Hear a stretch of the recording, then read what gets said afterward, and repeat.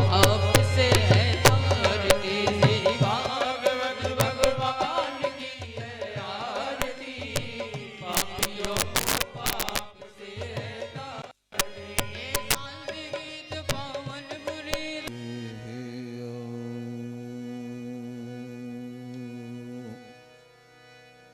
श्री गणेशाय नमः। श्री लक्ष्मीनारायणाय नमः। श्री सरस्वत्यै नमः।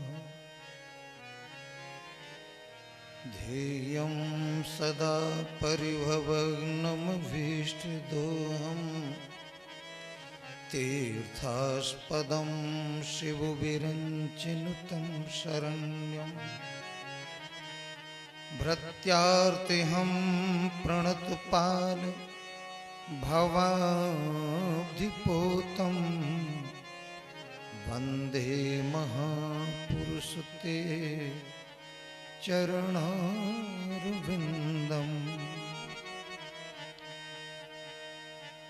त्यक्त्वा सुदुस्त्यज सुरेप्सितराजलक्ष्मी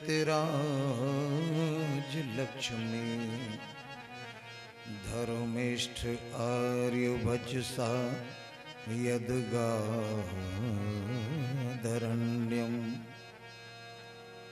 मायामृगं दयितैप्सितमन्बुधावात् वन्दे महापुरुषते चरणारविन्दम्।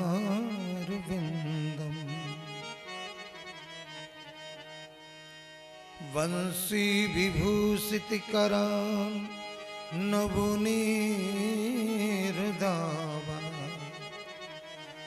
पीताम्बरादरुणबिम्ब फलाधरोष्ठा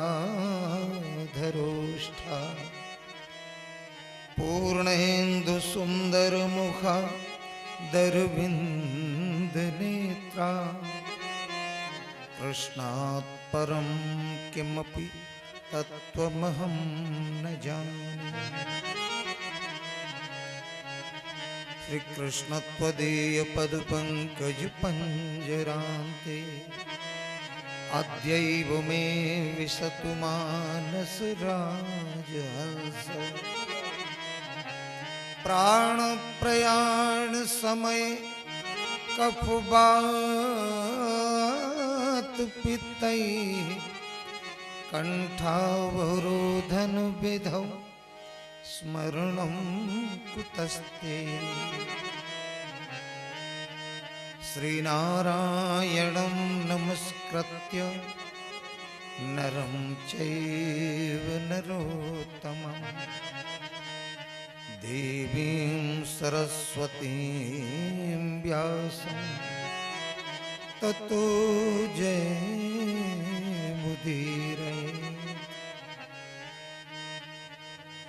अज्ञानतिमिरान्धस्य ज्ञानाञ्जनशलाकया चक्षुरुन्मीलितं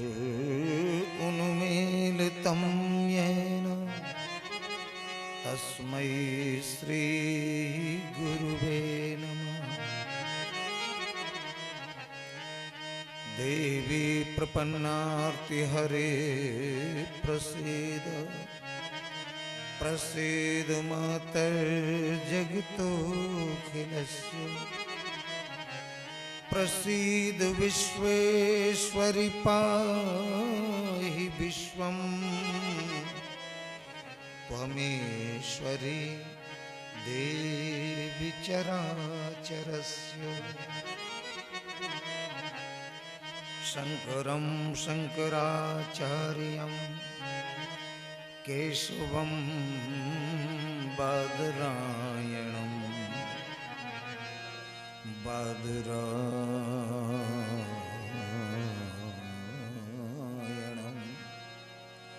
सूतभाष्यकृतं वन्दे भगवन्तौ पुनः पुनः।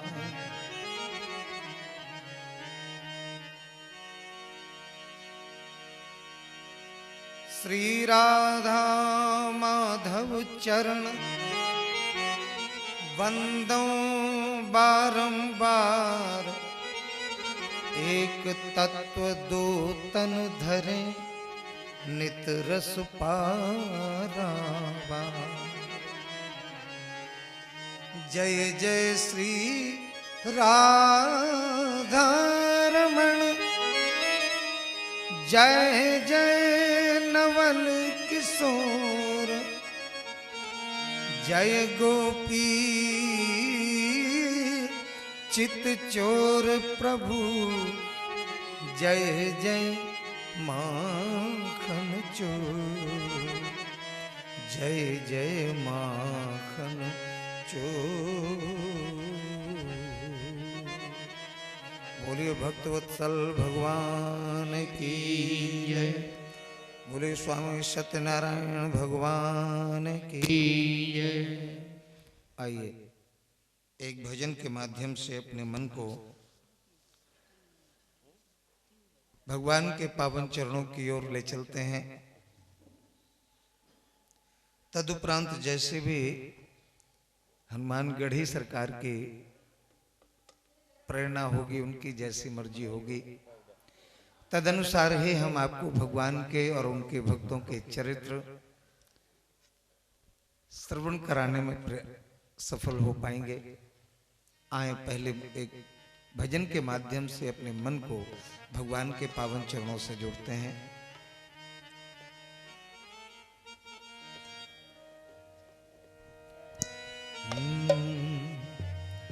बीत गए दिन भजन बिना, भजन बिना हरि, भजन बिना रे।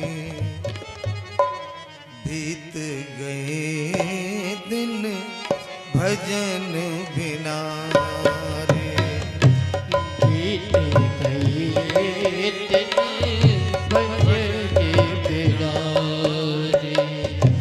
भजन बिना हरि, भजन बिना रे, भजन बिना हरि, भजन बिना रे। भजन बिना हरि,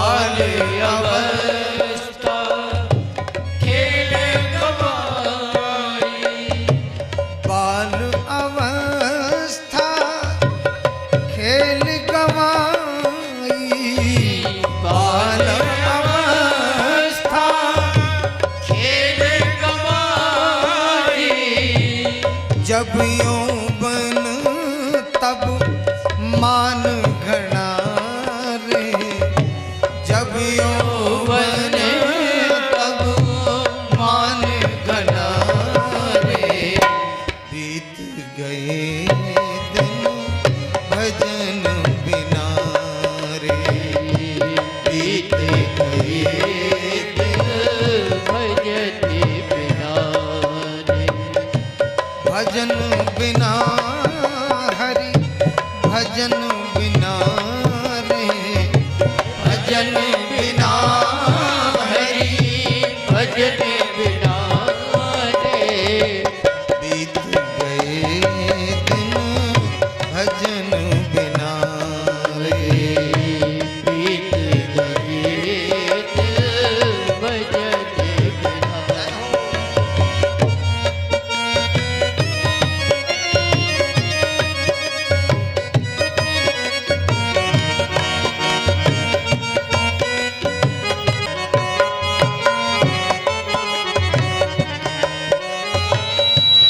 काहे कारण मूल गमायो, काहे कारण मूल गवायो, काहे कारण मूल गवायो, काहे कारण मूल गवायो, काहे कारण मूल गवायो, काहे कारण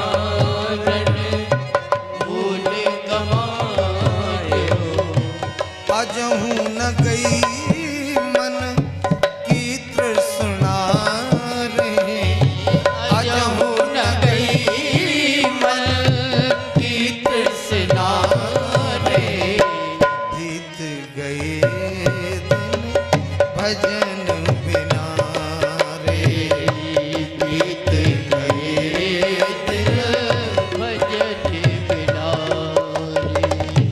भजन बिना हरि भजन बिना रे, भजन बिना हरि भजन बिना रे, बीत गए दिन भजन बिना रे, बीत गए दिन भजन बिना। हरि बोल।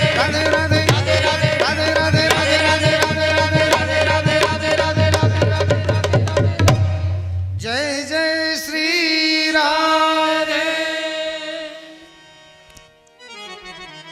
बोलिए भागवत भगवान की जय, बोलिए शंकर भगवान की जय, बोलिए श्री सत्यनारायण भगवान की जय, बोले श्री हनुमान जी महाराज की जय, बोली गोमती गंगा मैया की जय, बोलिए ललिता देवी मैया की जय, बोलिए नैमिषारण्य धाम की जय, बोलिए 88,000 महात्माओं की जय, बोले सदगुरुदेव भगवान की जय, बोले संत भगवान की जय, बोले भक्त भगवान की जय, बोले श्री श्री 1008 महंत श्री क्या नाम है बजरंग दास जी महाराज की जय। जय जय श्री राधे। श्री हरि चरणारविंदानुरागियों, कल के प्रसंग में आप समस्त भक्त श्रवण कर रहे थे। महात्माओं ने प्रश्न किया सूत जी से कि जो श्रीमद् भागवत का प्रचार प्रसार जो विस्तार सुख परीक्षित संवाद के माध्यम से हुआ, उन राजा परीक्षित के विषय में हमें बताने की कृपा करें कि वो राजा परीक्षित कौन थे,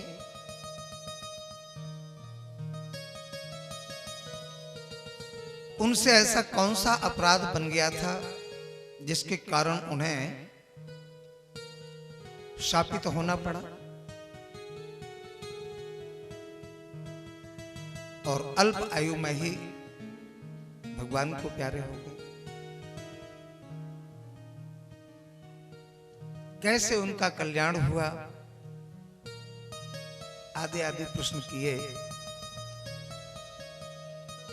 सूत जी बोले ऋषियों, परीक्षित के जन्म की कथा का उदय महाभारत से होता है। हमें थोड़ा महाभारत की ओर प्रस्थान करना पड़ेगा। अब बिल्कुल मन को एकाग्र करके बैठिएगा।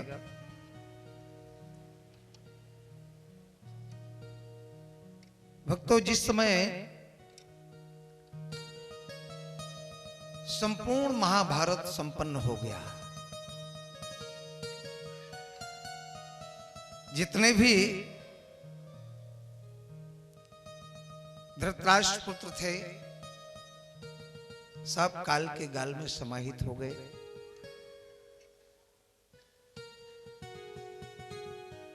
भीम और दुर्योधन का जो अंतिम युद्ध चल रहा था, उस युद्ध में भीम की गदा के द्वारा दुर्योधन की जंघा को भी तोड़ दिया गया।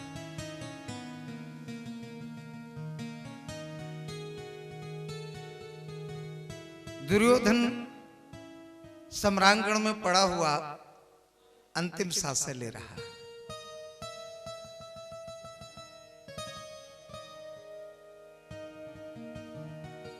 यदा मृदे कौरव संजयाना वीरेष्वथो वीरगतिं गतेषु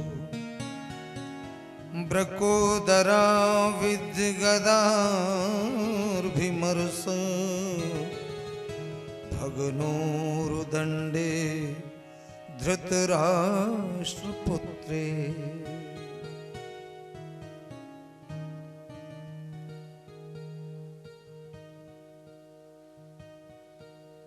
धृतराष्ट्र नंदन युधिष्ठिर आखिरी सांसें ले रहा, बहुत विकल है,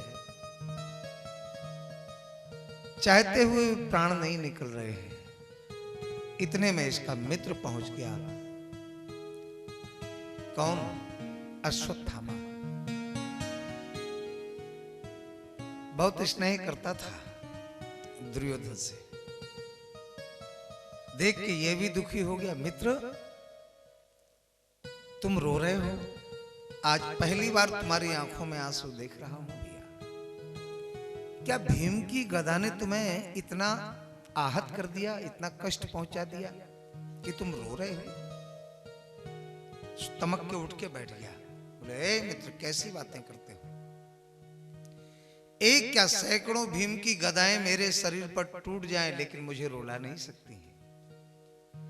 अच्छा, तो इसके माने इसलिए रो रहे कि तुम्हारा पूरा वंश काल कबलित हो गया और अब कुछ क्षणोपरांत आप भी काल के मुख में समाने वाले हो। क्या इसलिए रो रहे?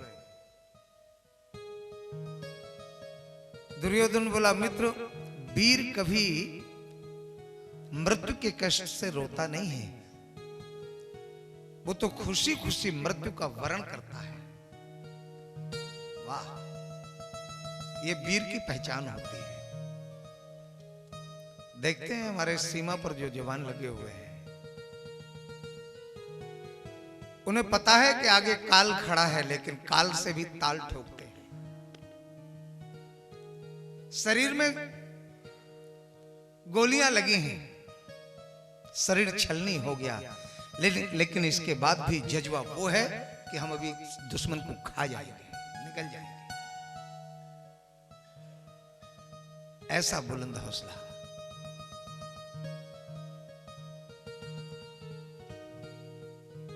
तो बोला, मित्र, वीर कभी मृत्यु के लिए भी नहीं डरता है, मृत्यु से नहीं रोता। बोले, फिर रोने का कारण क्या है? बोला, बस रोने का मेरा एक ही कारण है। बोले, क्या? दुर्योधन कहता है, हम 100 भाई थे और 100 में से आज एक भी नहीं बचा। और ये पांडव, बोले 5 थे, 5 में से एक भी नहीं मरा। बस इसी बात का दुख है, इसीलिए रो रहा हूं।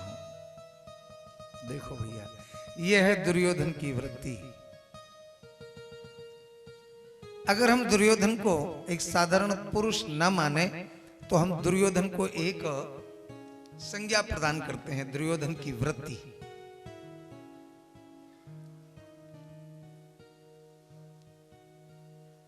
हमारा पूरा वंश काल के गाल में समा गया। कुछ क्षणों बाद मैं भी मरने जा रहा हूं। इस बात का बिल्कुल दुख नहीं है। दुख तो इस बात का है कि पांडवों का कुछ भी नहीं बिगड़ा।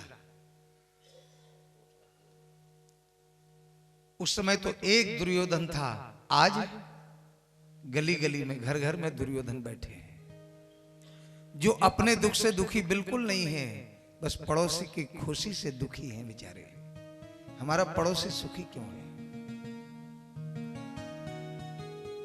दूसरे का सुख, दूसरे का उत्कर्ष काले नाग की तरह डसता है। कितने लोग तो ऐसे देखे होंगे आपने कि भले ही मेरा 10-20 हजार रुपया खर्च होता है सो हो जाए, लेकिन ये इतना आगे बढ़ रहा है, ऐसे तो ठिकाने लगा के ही छोड़ूंगा। बोलो जय श्री कृष्ण। अपना नुकसान करके भी दूसरे को क्षति पहुंचाना चाहते हैं। यही तो दुर्योधन की वृत्ति है।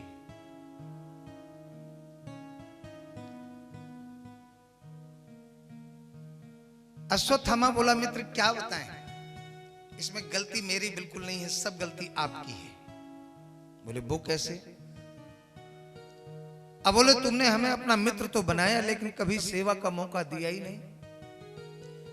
अगर हमें आपने सेवा का मौका दिया होता तो मैं कुछ आपकी सहायता करता। तो बोले सुनो, इस समय कौरव वंश का उत्तराधिकारी मैं हूं, है कि नहीं बताओ, और मैं अभी जीवित हूं, तो मैं तुम्हें सेना नायक बनाता हूं आज ही। दिखाओ कुछ चमत्कार, क्या करके दिखा सकते हो? तो बोले अभी लो। इधर जब पांडवों की विजय हुई तो द्वारकाधीश प्रभु समस्त पांडवों को लेकर के बोले चलो भाई, आज विजय की प्रथम रात्रि है, कहीं और चलेंगे, और जगह मनाएंगे। तो कहां ले गए? मार्कंडेय ऋषि के आश्रम पर, जो कि हरियाणा में पड़ता है। अंबाला से लगभग 21 किलोमीटर पहले ही है। वहां इस दास को कथा सुनाने का सौभाग्य मिला। मार्कंडेय नदी भी है, बड़ा अद्भुत स्थल है, जहां पर भोले बाबा ने मार्कंडेय ऋषि को दिव्य आयु प्रदान करी थी, साक्षात दर्शन दिए थे।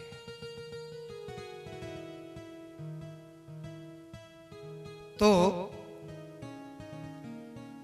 मार्कंडेय ऋषि के आश्रम पर ले गए और वहां पर संतों का संग करते हुए पूरी रात्रि भर जागरण किया, सत्संग कथा आदि किया। और देखो भैया, हमें भी इन शास्त्रों की बातों का अनुकरण करना चाहिए। हमारे घर में विवाहोत्सव, जन्मोत्सव आदि कुछ भी होता है तो हमने जाने कैसी कैसी परंपराएं अपना ली हैं। अब वो केक काटना और दीपक जलाना, मोमबत्ती जलाना और उसे फिर बुझाना, अरे राम राम राम। अरे संतान को तो घर का दीपक कहा जाता है, उसे अपने हाथों से बुझा रहे हो। चाकू से केक काट रहे हो, जबकि हमारे यहाँ तुलसी पत्र छोड़ के प्रसाद को भगवान के सामने समर्पित करने की विधा है, चक्कू से काटने की विधा नहीं है। दीपक जलाने की विधा है, दीपक बुझाने की विधा नहीं है।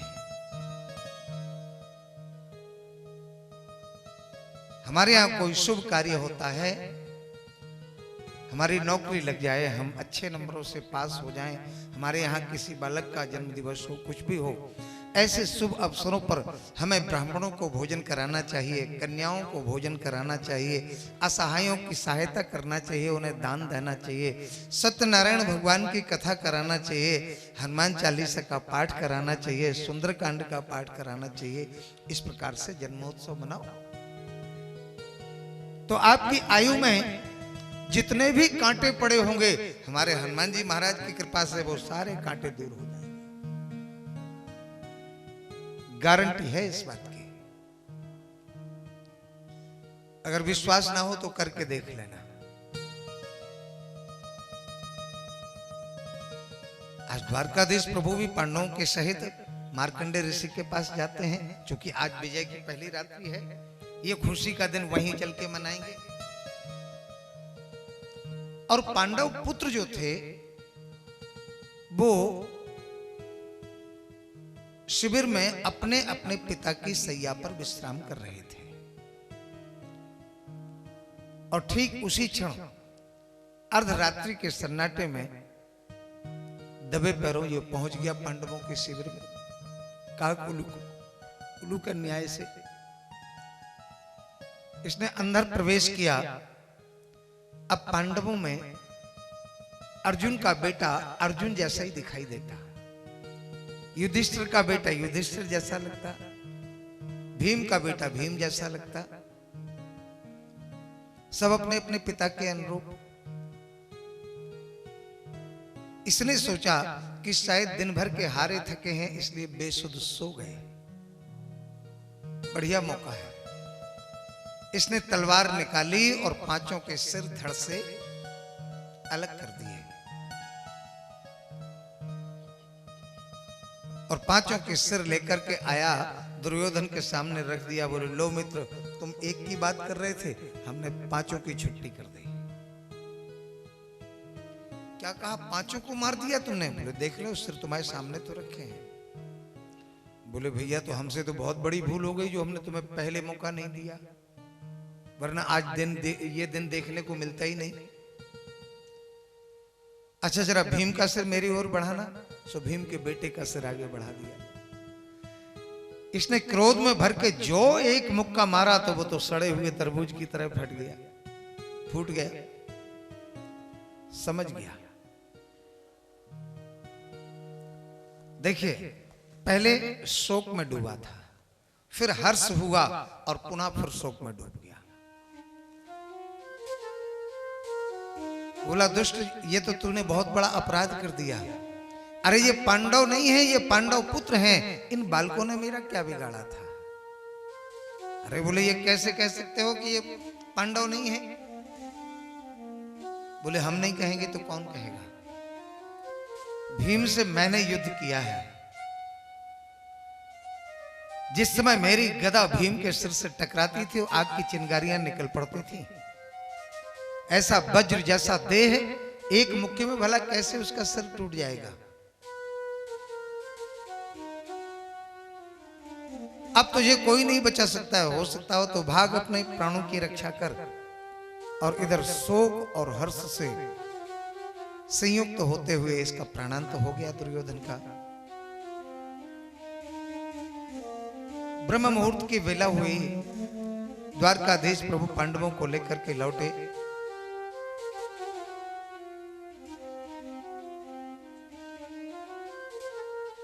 तो द्रौपदी ने जो शिविर के अंदर प्रवेश किया और वहां का जो दृश्य देखा, देखते ही हृदय विदीर्ण हो गया। रक्त रंजित शव पड़े हैं, सिर विहीन।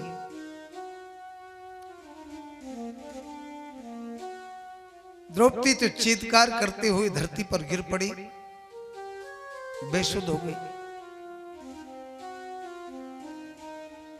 माता शिशूना निधनम सुताना निशम्य घोरम परतप्यमाना।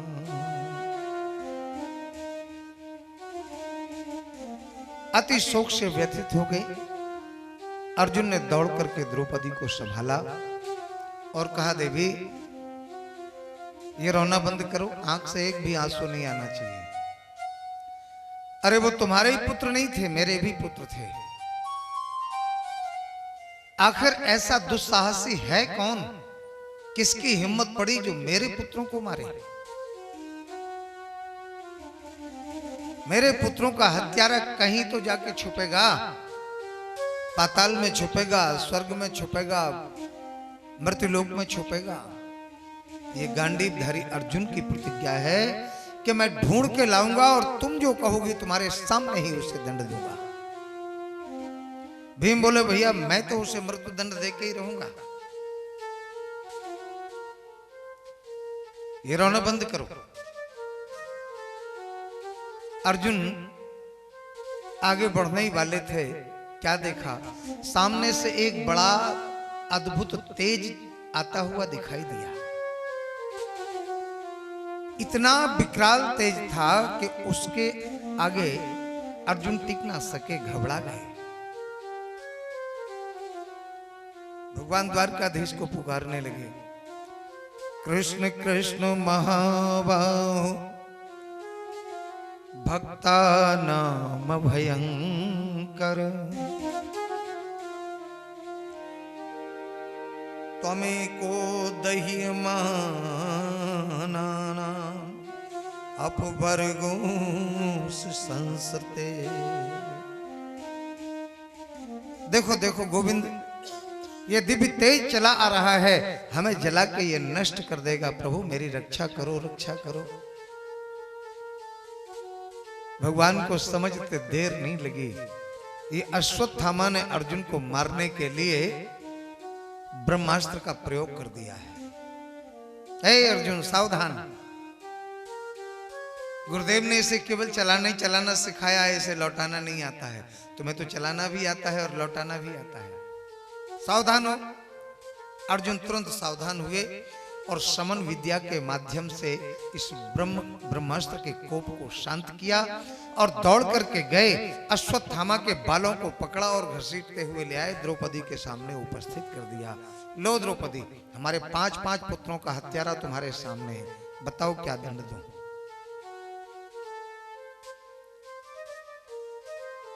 और जो द्रौपदी ने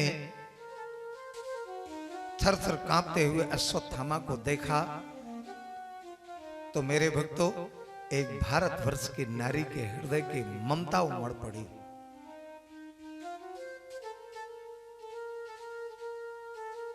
तुरंत चिल्ला पड़ी,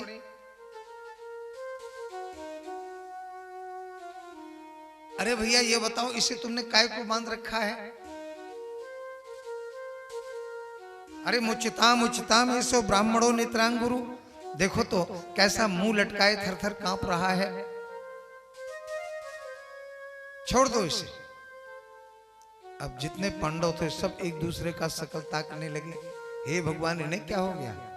अभी तो छाती पीट पीट के रोए जा रही थी और जब पुत्रों का हत्यारा सामने आया है तो उस पर दया दिखा रही है। देवी होश में हो कि नहीं? हाँ हाँ बोले, पूर्णतया होश में हो। छोड़ दें क्या? बोले हमारी तो इच्छा है, इसे छोड़ दो। बोले छोड़ क्यों दें? बोले मैं जानती हूं कि इसने हमारे पुत्रों को मारा है, लेकिन जब पुत्र के ऊपर संकट आता है तो मां के हृदय को कितनी वेदना होती है, इस बात का मैंने पहली बार अनुभव किया है। मैं जान गई हूं। मैं कैसी भारत की नारी कि मेरे कारण किसी अन्य माता को भी पुत्र शोक में अगर आंसू बहाना पड़े तो धिक्कार है मेरे मातृत्व को और धिक्कार है मां की ममता को। एक मां की ममता कलंकित हो जाएगी। वारी द्रौपदी, एक तो ये ब्राह्मण है, दूसरे हमारे गुरुदेव का है बेटा है और अकेला है। अगर तुमने इसे मार दिया तो क्या मेरी तरह इसकी मां को भी पुत्र शोक में आंसू नहीं बहाना पड़ेंगे? और पर ठीक है, अगर तुमने इसे मार भी दिया तो क्या हमारा एक आध बेटा जीवित हो जाएगा? नहीं हो जाएगा। मैं कहती हूं इसे क्षमा कर दो।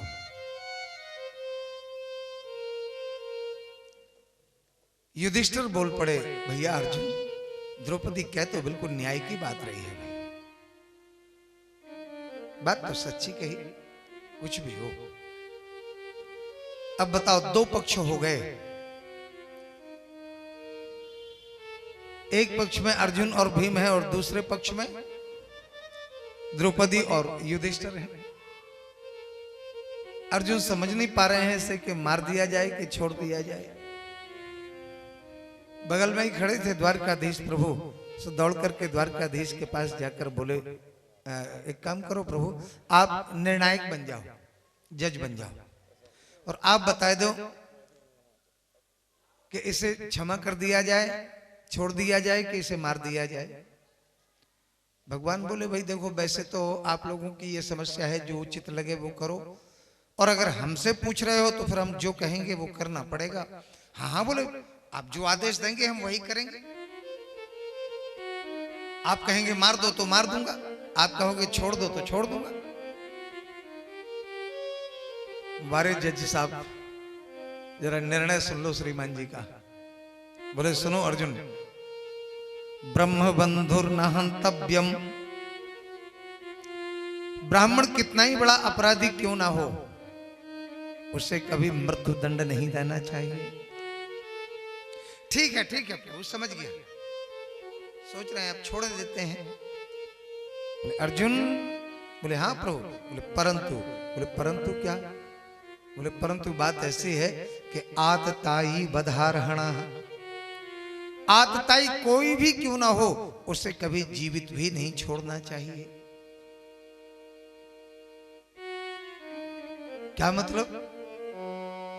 अब बोले अब ये दिमाग तुम लगाओ कि हम क्या कह रहे हैं। अर्जुन की खोपड़ी घूम गई। हे भगवान, श्रीमान जी कह रहे हैं कि ब्राह्मण को मारो मत और आतताई को छोड़ो मत। अब ये ब्राह्मण भी है और आतताई भी है। आतताई जानते हो किसे कहते हैं? जो असहाय लोगों को सताता है, जो शरणागत में आए हुए व्यक्ति की रक्षा करने के बदले उसे धोखा देता है, जो सोते हुए किसी को मार देवे, जो स्त्रियों के ऊपर वार करे, जो नशे में उन्मत्त व्यक्ति को मार देवे, ये सब आतताई के लक्षण होते हैं। लक्षण तो बहुत है। अब देखो, इसने सोते हुए छोटे छोटे बालकों को मारा है, तो ये अपराधी तो है ही है। तो अब क्या करें प्रभु, मार दें? अब बोले वो तुम जानो, लेकिन एक बात हम बताए देते हैं कि जो वीर अपनी प्रतिज्ञा का पालन नहीं करता है, जो क्षत्रिय अपनी प्रतिज्ञा का पालन नहीं करता, उसे नरक में जाना पड़ता है। ले, अब भीम ने प्रतिज्ञा करी कि मैं तो मृत्युदंड दे के ही रहूंगा। और बोले अर्जुन, बड़े भाई की आज्ञा भी पिता की आज्ञा से कम नहीं होती है, इसलिए तुम्हें बड़े भाई की आज्ञा का पालन भी करना चाहिए। अर्जुन की खोपड़ी चकरा गई। है भगवान जी, श्रीमान जी सुलझा रहे हैं कि उलझा रहे हैं? ऐसे दो चार जज मिल जाए तो हो गए फैसले राम जन्मभूमि के। बोलो जय श्री कृष्ण।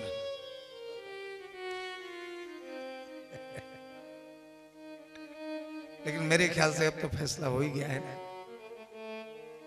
क्यों देवेंद्र? अब वो दिन दूर नहीं है जब हम और आप सब राम जी लाला के मंदिर में बैठ करके भजन करेंगे, उनका दर्शन करेंगे।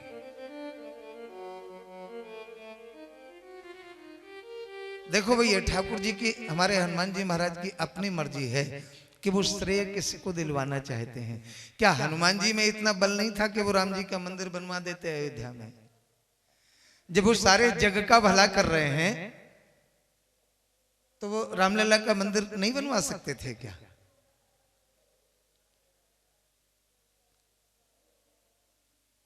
बनवा सकते थे, लेकिन उन्हें किससे श्रेय देना है, किसके द्वारा अपना मंदिर निर्माण करवाना है, ये उनकी अपनी मर्जी की बात है। इसे हम लोग नहीं समझ सकते हैं। अरे वो तो एक पल में, एक मंदिर तो छोड़ो, अनंत ब्रह्मांडों को बनाना जानते हैं और मिटाना जानते हैं। कितने समय में मालूम है? हमारी घड़ी में कितने विभाग होते हैं? 3 विभाग होते हैं, घंटा, मिनट और सेकंड। 3 ही होते हैं ना। और ज्योतिष की घड़ी में कितने विभाग होते हैं जरा गिनिएगा, मैं बोल रहा हूं। घड़ी, पल, विपल, कला, बिकला, निमिष और लव। कितने हो गए भैया? 7। हम लोग सहज में कह देते हैं भैया सत्य तो 7 ही घड़ी का होता है, लेकिन ये है वो 7 काल विभाग। हम मौलिक भाषा में कह देते हैं भाई पलक झपकते चमत्कार हो गया, पलक झपकते गाड़ी खड्डे में चली गई, इतनी स्पीड में जा रही थी। तो हम छोटा पल को मानते हैं, लेकिन सावधान, पलक के गिरने में और उठने में जो समय लगता है उसमें 2 निमिष हो जाते हैं। 2 निमिष का 1 पल होता है और 4 लव का 1 निमिष होता है। 4 लव का 1 निमिष और 2 निमिष का 1 पल होता है। पूज्यपाद बाबा गोस्वामी तुलसीदास जी महाराज ने रामचरितमानस में लिखा है कि लव निमेषमु भुवननि काया रचई जासु अनुशासन माया, जिसकी बलवती माया पलक झपकाने के चौथाई समय में, एक लव की अवधि में अनंत अनंत ब्रह्मांडों के समूहों की रचना करने में समर्थ है। अनंत ब्रह्मांडों के समूह है, एक ब्रह्मांड नहीं, जिसके रोम रोम प्रति राजे ही कोटि कोटि ब्रह्मांड। ये सामर्थ्य उसके माया की है, और जो मायापति है उसकी सामर्थ्य क्या होगी। और जो मायापति का परम दास है, हमारे अंजनी के लाला हनुमान जी महाराज, क्या उनकी सामर्थ्य की कोई तुलना कर सकता है?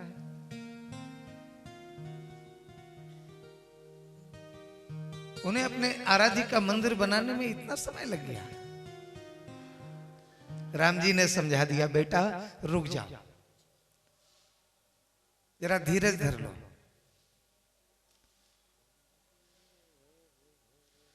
तुम तो उसको देखना कि मंदिर के लिए आगे कौन आता है बनाने के लिए, बस तुम तो उनका खाता लिखते चले जाओ।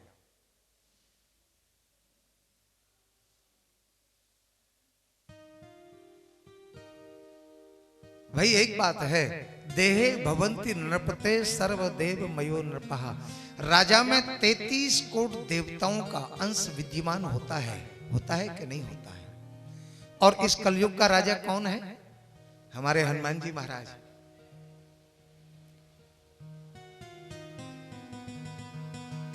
सतयुग आदि में जो शुभ कर्म किए जाते थे, उनके शुभ फलों के भोक्ता होते थे कौन? वामन भगवान, नरसिंह भगवान आदि आदि। और त्रेता में जो शुभ कर्मों के फल के भोक्ता बने, वो कौन बने? राम जी महाराज, श्री सीताराम जी। निर्भय यज्ञ करो तुम जाइए, अब मेरी गारंटी है, चिंता मत करो। शुभ कर्मों के फल के भोक्ता कौन बने? प्रभु श्री सीताराम जी। द्वापर में द्वारकाधीश प्रभु भगवान कृष्ण, और इस कलिकाल में आदिशक्ति भगवती जगदम्बा ललिता मैया, और हमारे अंजनी कुमार हनुमान जी महाराज। बोलो जय श्री कृष्ण।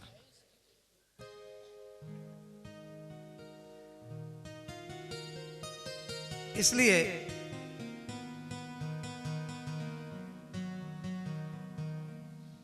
भगवान द्वारकाधीश प्रभु बोले, भैया अब निर्णय तुम्हारे हाथ में है, हमें जो कुछ सुनाना था सो सुना दिया।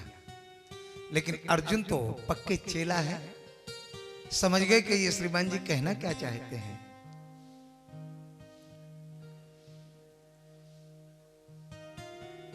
जरा बाबा तुलसीदास जी से पूछते हैं कि आपका क्या मत है।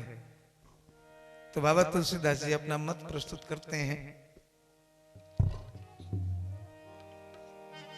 संभावित कह अब जस लाहो, संभावित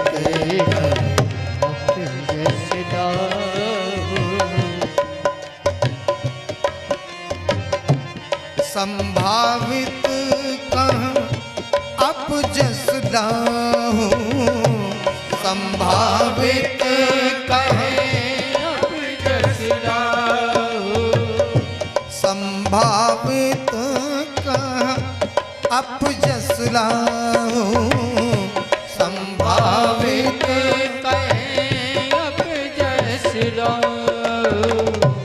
मरण कोटि सम दारुण दाहो, मरण कोटि सम दारुण दाहो, मरण कोटि सम। अर्थात सम्मानित व्यक्ति का अगर भरी समाज में अपमान कर दिया जाए, तो वही अपमान उसके लिए सैकड़ों सैकड़ों मृत्यु के तुल्य होता है। केवल मारने से ही मृत्यु नहीं होती है। अर्जुन को समझते देर नहीं लगी, आगे बढ़े अश्वत्थामा के मस्तक पर जो बहुमूल्य मणि थी, एक झपट्टा मारा और उस मणि को खींच लिया। तलवार निकाली, इसके आधे सिर के बाले ही मोड़ दिए और अपमानित करके धक्का देकर शिविर से भगा दिया। समझ लो उसकी यही मृत्यु हो गई। नीचे मुंह लटकाए चला गया, परंतु इसके बदले की आग बढ़ती ही चली गई, शांत नहीं हुई।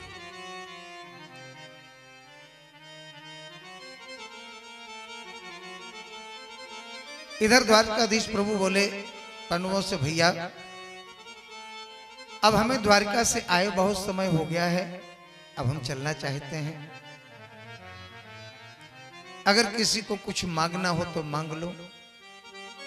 अब जरा ये छवि देखें भगवान की। भगवान ने एक चरण तो रथ के ऊपर रखा है पैरदान पर, और दूसरा श्री चरण धरती पर है। एक हाथ से पांडवों का अभिवादन स्वीकार कर रहे हैं, सारे पांडव हाथ जोड़े खड़े हैं, और दूसरे हाथ में चाबुक है और घोड़ों की लगाम है। मंद मंद मुस्कुरा रहे हैं। प्रभु बताओ भाई, किसी को कुछ चाहिए क्या? अचानक क्या देखा कि सामने से एक श्वेत वस्त्र धारण किए कोई युवती दौड़ी दौड़ी चली आई और सीधी भगवान के चरणों में गिर पड़ी।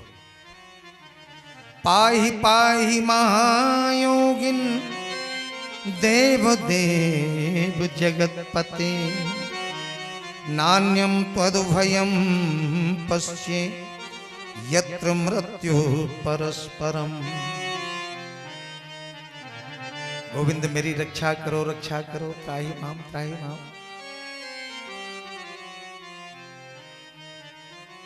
सहसा प्रभु पहचान ना सके ये कौन है। भगवान बोले, बेटी क्या बात है, इस प्रकार क्यों रो रही है, कौन हो? और जिस समय उसने मुख ऊपर उठाया तो भगवान पहचान गए, ओहो ये तो अभिमन्यु पत्नी उत्तरा है। बेटी क्या हुआ, क्यों रो रही है? तब बोले, प्रभु देखो देखो, ये दिव्य तेज सामने से जो चला आ रहा है, ये हमें लगता है ये मुझे नष्ट कर देगा। मैं भले ही मर जाऊं, मुझे अपने मरने की बिल्कुल परवाह नहीं है। परवाह है तो मेरे उधर में जो मेरे वंश का बीज पल्लवित हो रहा है, जो शिशु, जो गर्भस्थ शिशु है, उसकी रक्षा कर लो प्रभु। आपके अलावा उसकी रक्षा और कोई नहीं कर सकता है। भारी उत्तरा। अरे पुकारा तो भगवान को द्रौपदी ने भी था, लेकिन कब पुकारा? जब सारे बल थक गए। पहले तो अपने बल से रक्षा करने का प्रयास किया, जब संभव ना हो सका तो क्रमशः एक एक करके समस्त पांडवों की ओर देखा। 5-5 पति बैठे।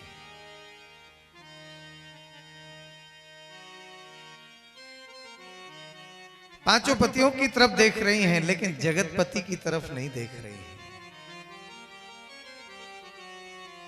युधिष्ठिर को देख रहे हैं।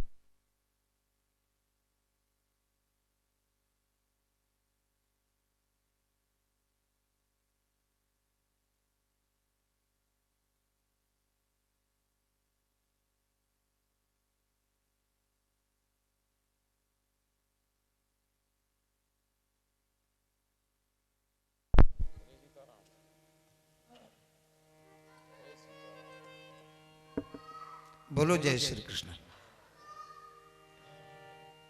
पितामह भीष्म की ओर देख रही है।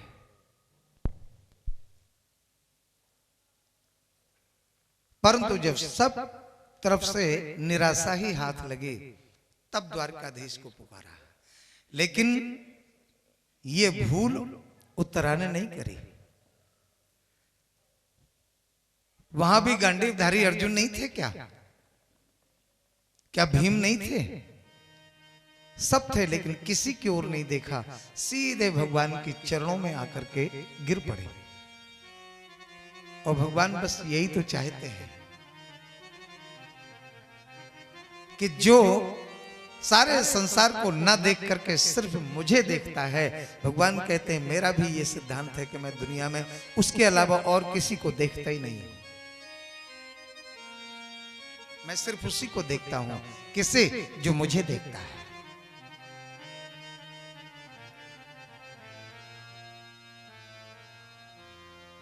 भगवान समझ गए कि इसने बदला लेने के लिए दुर्भावना से युक्त होकर के इसने पुनः ब्रह्मास्त्र का प्रयोग कर दिया है। बताओ, इतना दुष्ट है ये। गर्भगत शिशु को ही मारने पर तुल गया। तो भगवान ने ऐसा गजब का चमत्कार दिखाया कि एक रूप में तो पांडवों का अभिवादन स्वीकार कर रहे हैं और दूसरे रूप में अंगुष्ठ मात्र का नन्हा सा रूप बनाया और उत्तरा महारानी के उदर में प्रवेश कर गए प्रभु, और अपने प्रभाव से उस ब्रह्मास्त्र के कोप को शांत तो किया ही, साथ में उस भक्त के भी प्राणों की रक्षा करी भगवान ने। अब देखो भैया, भगवान किसी के उदर में जाते हैं या नहीं जाते हैं, इसमें मतभेद हैं। कुछ लोग कहते हैं कि भगवान किसी के उदर में नहीं जाते हैं, वो तो भय प्रकट कृपाला प्रकट होते हैं। लेकिन कुछ लोग कहते हैं नहीं नहीं, यही विधि गर्भ सहित सब रानी, वो गर्भ में जाता है। ब्रह्मा जी से पूछा, बताओ परमात्मा गर्भ में जाते हैं कि नहीं जाते? बोले जाते हैं। मैंने देवकी के गर्भ की स्तुति करी। अगर परमात्मा उधर में न गए होते तो स्तुति काहे को करते ब्रह्मा जैसे? अब जाते हैं या नहीं जाते हैं इसमें तो संदेह हो सकता है, लेकिन आज इसमें कोई संदेह नहीं, प्रमाण है और गवाह भी माता उत्तरा के उदर में ही है। आज अपने भक्त की रक्षा करने के लिए गोविंद भी उत्तरा के गर्भस्थ पहुंच गए और आज उस बालक के सहोदर भैया बन गए। बताओ, बन गए कि नहीं बन गए? उस बालक की रक्षा करके जो वापस बाहर निकले, मुस्कुराते हुए बोले, बेटी अब तो कोई कष्ट नहीं है। बेचारी गदगद हो गई, कंठ रुंध गया, दो शब्द बोल नहीं सकी। बेचारी क्या कहती? उत्तरा तो कुछ नहीं बोल पाई, परंतु बगल में ही खड़ी थी कुंती महारानी, उनसे नहीं रहा गया। भगवान की बुआ लगती हैं, दौड़ी दौड़ी चली आई, हाथ जोड़ के बोली, कन्हैया तुम सबको सब कुछ दे रहे हो, अपनी बुआ को कुछ नहीं दोगे क्या? हाँ हाँ बुआ जी, मांगो मांगो, तुम्हें क्या चाहिए?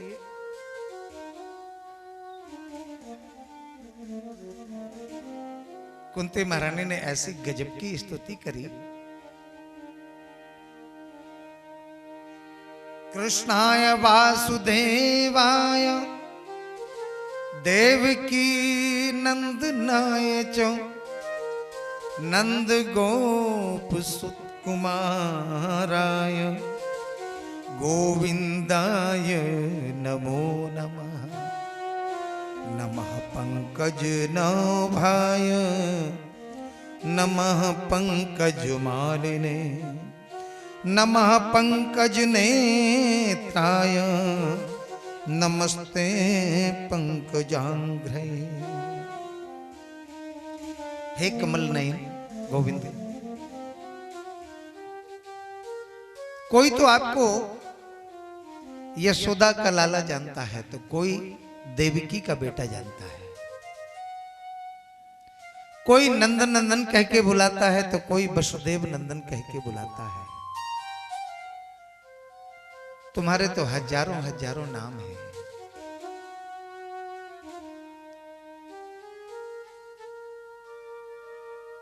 मैं आपको प्रणाम करती हूं। भगवान ने बुआ जी के हाथ पकड़ लिए। ए बुआ जी, ये उल्टी गंगा काहे को बहा रही? अरे हमें आपको प्रणाम करना चाहिए, आप उल्टा हमें प्रणाम करनी है। बोले क्यों, क्या हो गया? बोले मैं तो आपका बेटा लगता हूं ना। हाँ बोले सो तो लगते हो आप बेटा, लेकिन बेटा हो नहीं, केवल लगते ही हो बेटा जैसे। क्या मतलब? बोले प्रभु अभी तक तुमने खूब पागल बनाया, लेकिन अब मैं तुम्हारी बातों में आने वाली नहीं हूं। एक बार नहीं, आपको पहचानने का तो मैंने बार बार कई बार प्रयास किया, कई बार बुद्धि में भ्रम हुआ। तुमने ऐसे आश्चर्यजनक और अलौकिक कार्य किए कि जिन्हें देख करके लगा कि ये तो भगवान के अलावा कोई दूसरा कर ही नहीं सकता है। लेकिन तुम बार बार बुआजी कह करके इतनी भोली सूरत बना करके ऐसी बढ़िया तोतली वाणी में बोलते हो कि हमको भी यही लगता है कि ये तो हमारे भैया वसुदेव का बेटा है, मेरा भतीजा लगता है, मेरा पुत्र लगता है।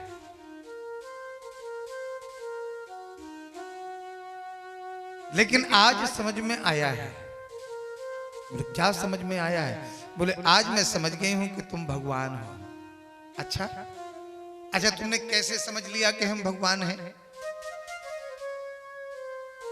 बोले देखो प्रभु, अगर आपकी कृपा ना भई होती पांडवों पर, तो क्या पांडव इतने बड़े संग्राम सागर को भला पार कर पाते क्या? कोई सेना भी नहीं थी साथ में, और कैसी कैसी विषम परिस्थितियों से आपने रक्षा करी। अग्नि से आपने बचाया, हमारे पुत्र भीम को विष के लड्डू खिलाए, आपकी ही कृपा से उसके प्राण बचे, और 10,000 हाथियों का उसे बल प्राप्त हुआ, आपकी ही कृपा से। अरे इंद्र ने तो संकल्प ही कर लिया था कि मैं पूरे ब्रज को ही समाप्त कर दूंगा। उस समय भी आपने हम सबके प्राण बचाए। आपके उपकार हम कहां तक गिनाएं गोविंद। आपकी ही कृपा से इतने बड़े महाभारत के संग्राम सागर को हमारे पुत्रों ने पार किया है प्रभु, ये आपका ही उपकार है।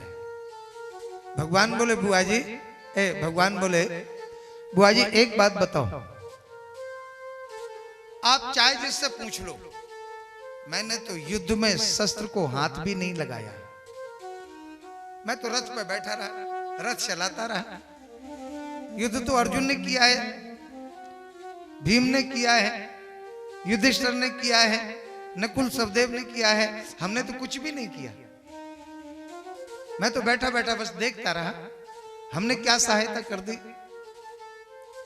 बोले बस प्रभु, पागल और किसी को बनाना है, बहुत हो गया।